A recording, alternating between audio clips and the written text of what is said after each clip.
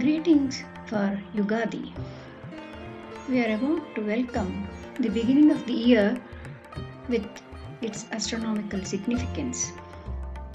Let us understand the sequence that marks the herald of spring. The Earth, in the course of its journey, marks four important locations in its orbit called equinoxes and solstices. March 21st is the equinox, which was considered the beginning of the new year about 1000 years ago.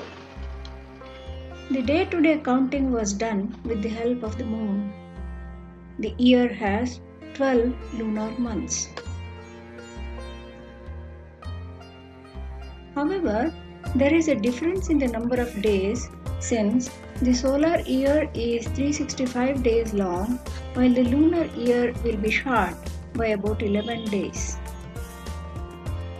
The lunisolar calendar takes care of this by adding an extra month once in 3 years. The new year commences on the first day after the new moon after the equinox. No correction as such is needed for the solar year. However, another long-term correction resulted in a gradual shift of one day in about 70 years.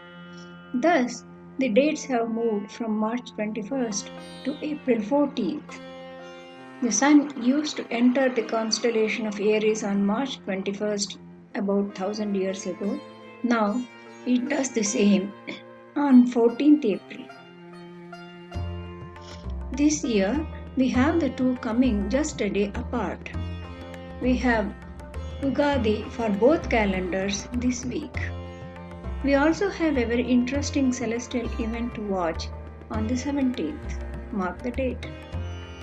Let us take a look at the evening sky over the next fortnight.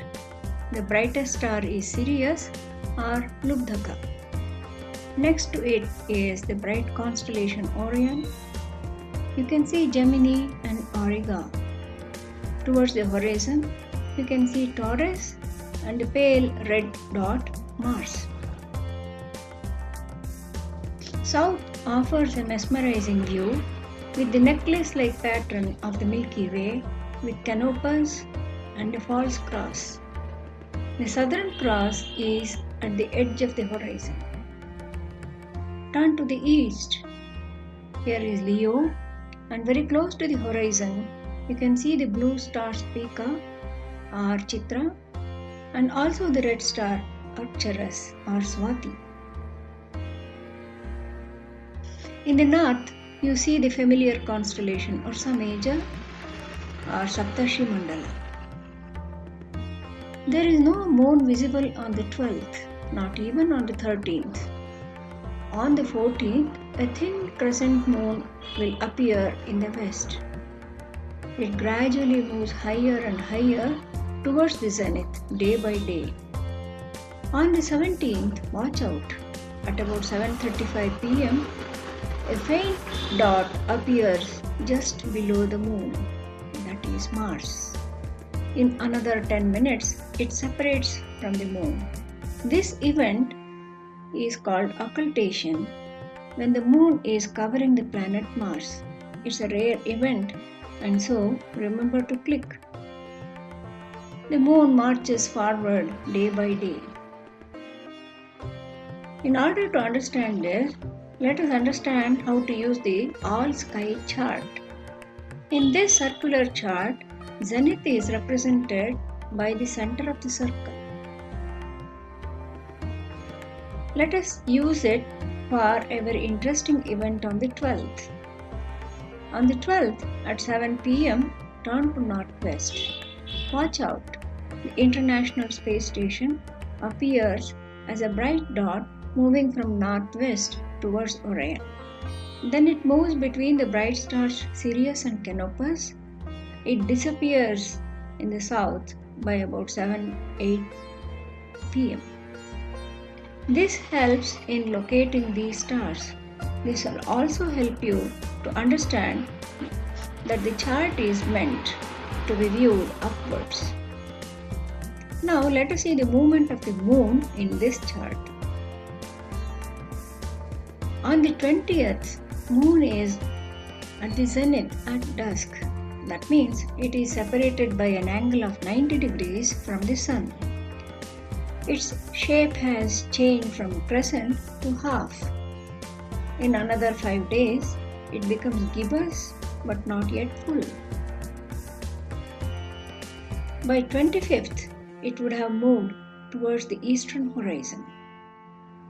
The movement of the moon is marked by different stars. Here are the bright ones like Rohini, Punarvasu, Magha, Chitra along the ecliptic.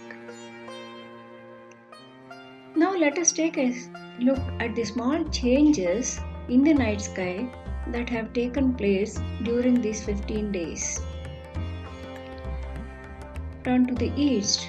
On the 12th, the stars Chitra and Arcturus were very close to the horizon.